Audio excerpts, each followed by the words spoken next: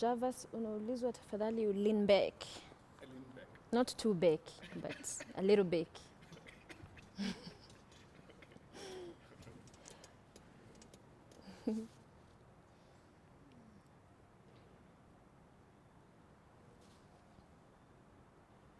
A good evening to you and welcome back to CheckPoint. We're glad that you're watching. So corruption continues to be a thorn in the flesh of Kenya. In fact, the president about 2 weeks ago talked about it being one of the biggest issues that has frustrated him. And from the opposition, it has been continued allegations of corruption scandals coming out, and of course investigations in some cases are ongoing. We're engaging with you in our Twitter poll question asking whether you think, what you think about the sustained onslaught on corruption by the opposition. Do you think it's a real war on graft, or is it a campaign strategy, or is it an attack purely on Jubilee, as some in the Jubilee camp have alleged? Go over there, let your voice count. I will sample your views later on. Joining me in studio to have this conversation tonight, on my immediate right is Professor Sofia Wanuna, who's a political analyst.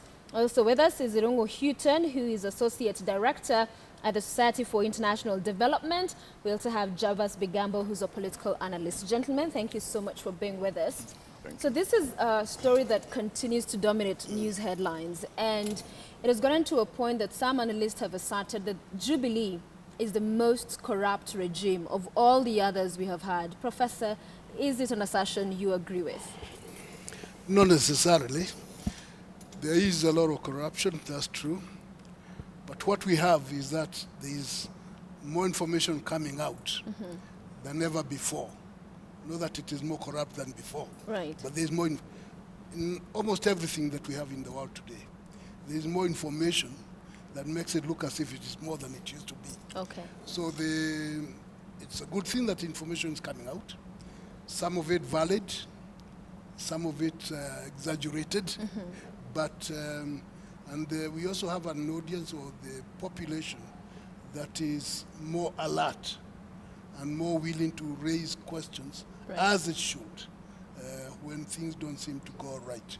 So the fact that people are asking more questions and more questions does not simply mean that there's more corruption than there ever was. Yeah. It's only that they are more inquisitive than they were before. Yeah. Yeah. Houghton, I'll put our Twitter poll question to you, because there are those who read malice from those that are raising allegations on corruption, saying it's a narrative that's being built to paint Jubilee as the most corrupt, where in actual fact these are issues that some are truly under investigation, but that at the end of the day, with every issue, and the president himself has said it, to mudsling every particular development agenda is in and of itself to perhaps paint Jubilee in the worst possible light. Do you agree? I think we know that there are about 10 successive governments that we've had since independence. I'm not so impressed by the comparative conversation. I think the most corrupt government phrase was raised first by John Githongo, and many critics have challenged him on the basis of that. But I think it's a futile argument to have. I think it's defensive, and there is no honor in being the 5th most corrupt country, or the 5th most corrupt government, or the 2nd most corrupt government. I think once you are corrupt, it's like pregnancy. You're either pregnant or you're not. And we have to recognize that this government is straddled with endemic corruption. With endemic corruption. Javas, has the government done enough? Has it tried? Because there are those who argue you cannot completely do away with corruption. It's not something you say, we no longer have corruption in Kenya. Well, I won't be an apologist on this argument in this country about corruption and as to whether the government has done enough or not. I think here it is a critical governance issue. And that is why, from where I sit, we as a nation, we are sinking in the deep sea of corruption and a complete we are completely mesmerized by all these, issues of corruption that are emerging, especially in this government, just as much as it was in other governments. Remember that I look at this as a critical governance issue because it is this country that stunned the entire world in 2003 when Kenya was the first country to ratify the United Nations Convention Against Corruption. Yeah. And it did that after having ratified the AU Convention Against Corruption.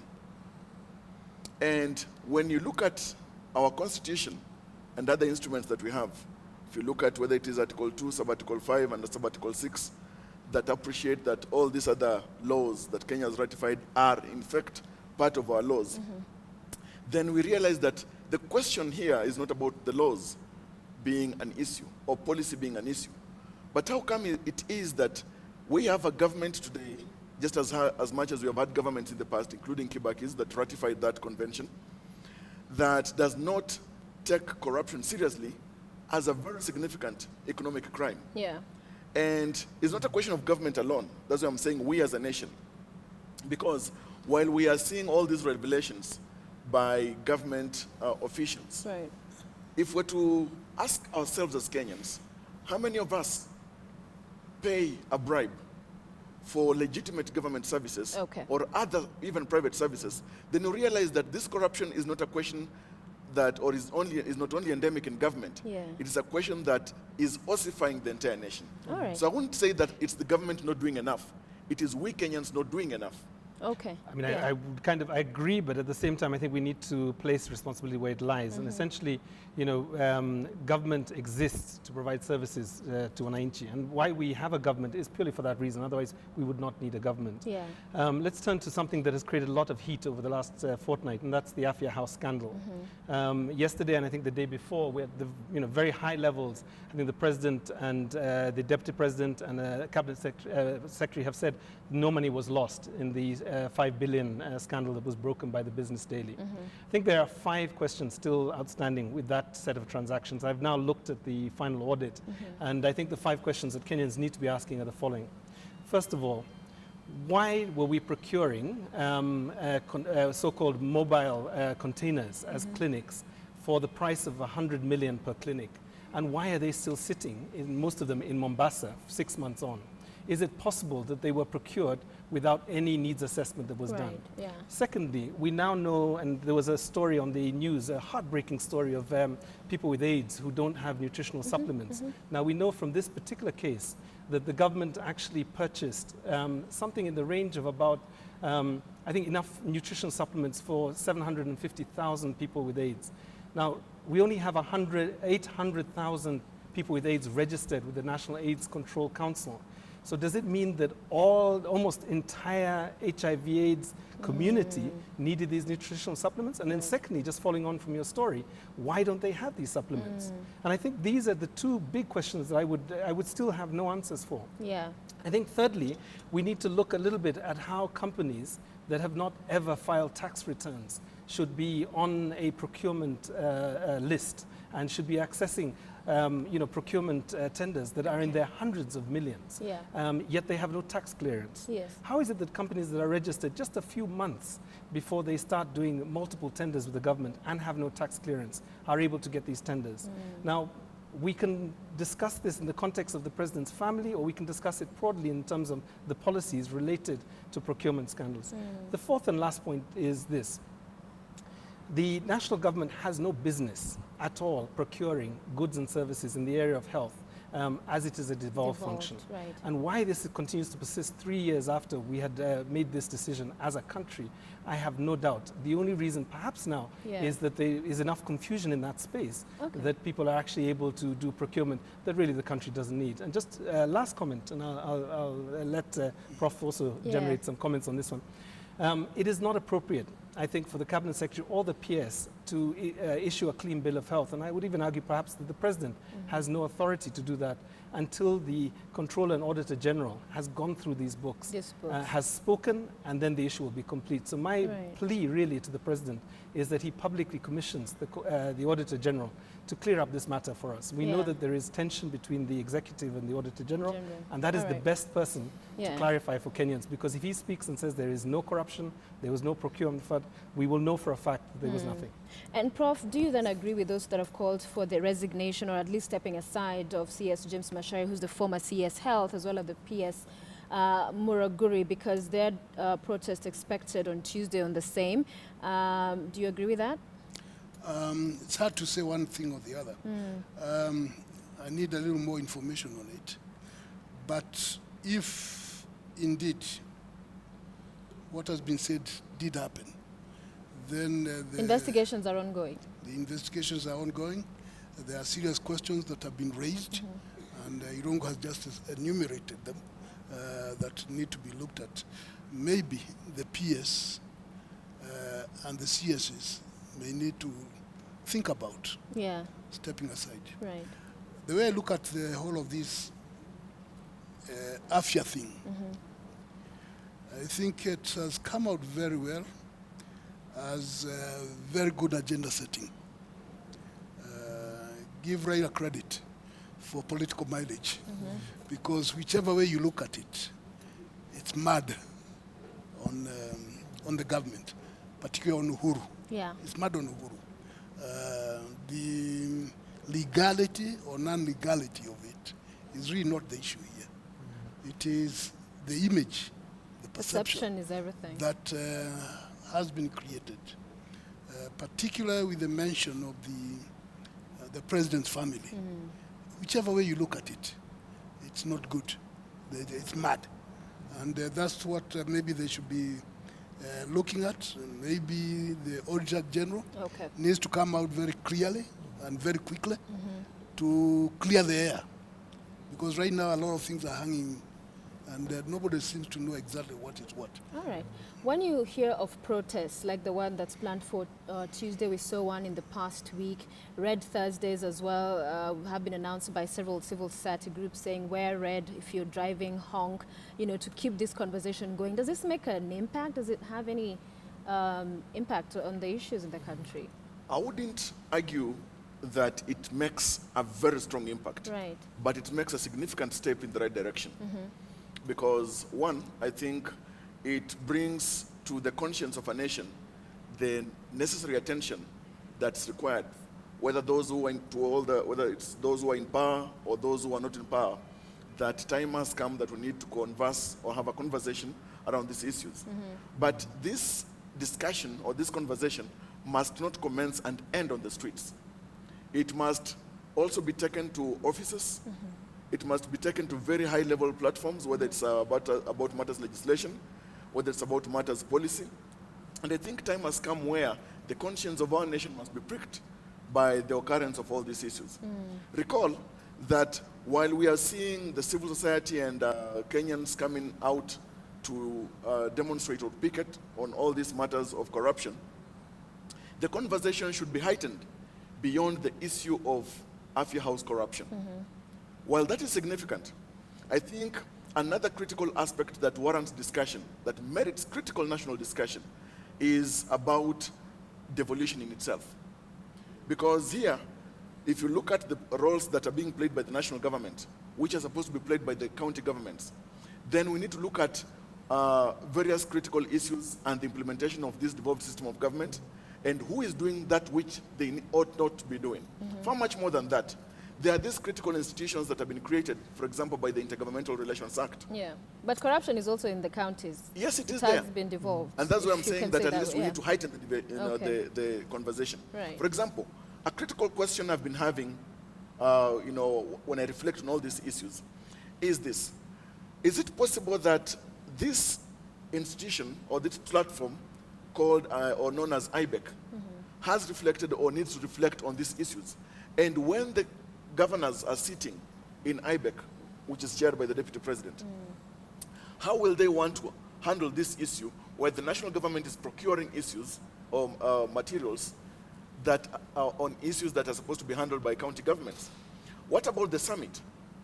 How should it now, moving forward, be handling issues? Because if you look at, for example, the last summit meeting that was held in Sagana, and now after which the president read out a statement, and we saw an affirmation of the same by the chair to the Council of Governors, I think Kenyans now need to come to a point where they need to ask accountability questions to these institutions. Okay. And unless that is done, I think we'll have activists and general Kenyans shouting from the rooftops, but little will be happening. Will be happening, yeah? I mean, I just want to say, Afrobarometer has demonstrated that less than 2% of Kenyans go onto the streets and protest. True. It's about 2%. Mostly they're on Twitter. We're mostly on Twitter. Last night I spent 20 minutes listening to a young woman, a cancer survivor, who had been supported by the Fraja Cancer Trust. Her name is Monica Baluma. And she has had 3/4 of her esophagus removed and about 1/4 of her stomach removed in 9 successive surgeries. to basically keep her alive from a very pervasive cancer. And I listened to her talk about what she needed to just survive. And it involves, 60,000 shillings worth of investment on an annual basis. Of course, she needs to take the right food and nutrition and so on. And as I listened to her and the stories of about 25 other people, I was really struck by kind of what is the real impact of corruption. It's not in people going on the streets. It's not in us on this show. And actually, I can be a bit honest that I even offered to her that I would give up my place. It was a bit presumptuous. I'm not sure you'd have allowed, but I would have preferred Monica Bloomer to be here to talk about the dangers of a collapsed health system. Not because we don't have the resources, but because the resources are being paid out on perhaps extravagant, non-essential procurement scandals that this country does not need. And I think that's the conversation that we need to be generating. Which is very telling sometimes when you see the leaders, their kids or their loved ones do not go to the same public hospitals to see everybody else, or even schools. So that is very telling. But what, Professor, do you make of those who say the president is a nice guy? He's done the best he can. It's those around him that are the problem. Do you agree with that sentiment? See, he chooses who is around him. Okay. So he then backstops with him at the end of the day. In the final analysis, it stops with him. Because all his advisors are his choices. No one is there that he has not approved. So the fact that there are some people who are really not loyal to him or to the country, and they are around him, there's an issue. Because he should not be with people who are undermining him. That's really something else. We also have, I think there's been mention about the devolution. This devolution started in a very bad way. Well-intended, but very badly.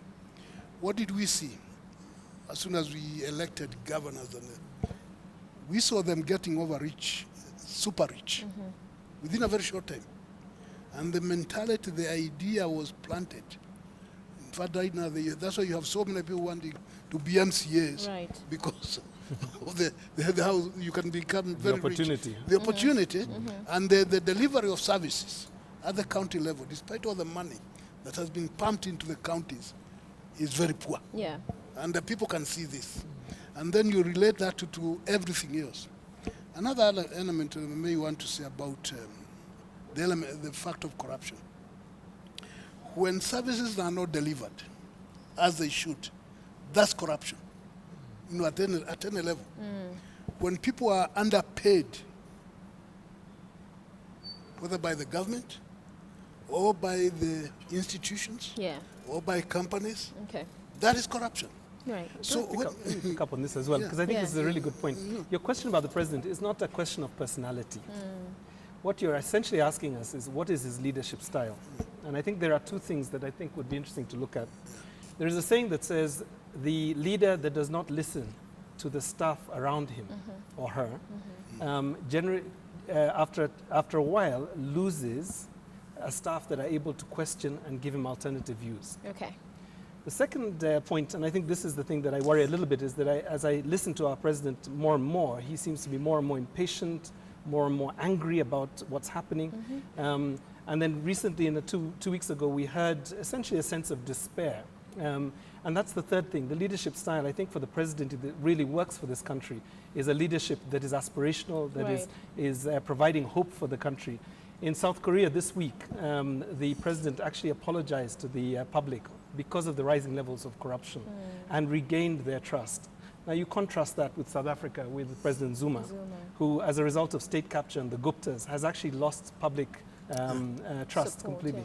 So I think the question really is about a leadership style that continues to inspire, that continues to lead, rather than seem that he has been dragged into the rot that is now running through our different ministries.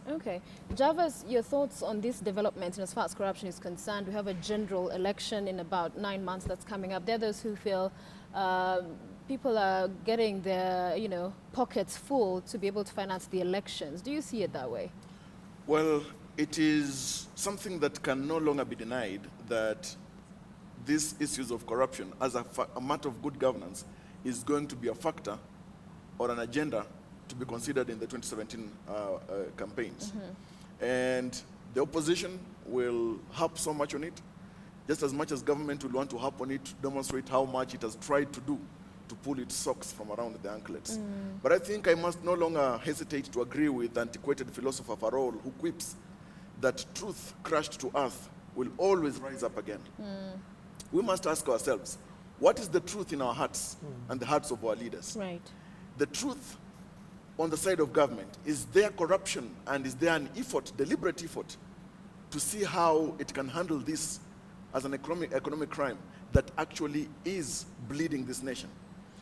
The other truth that we must ask ourselves, is the opposition only harping on this to gain political mileage, or it's truly interested in handling matters of corruption in this country?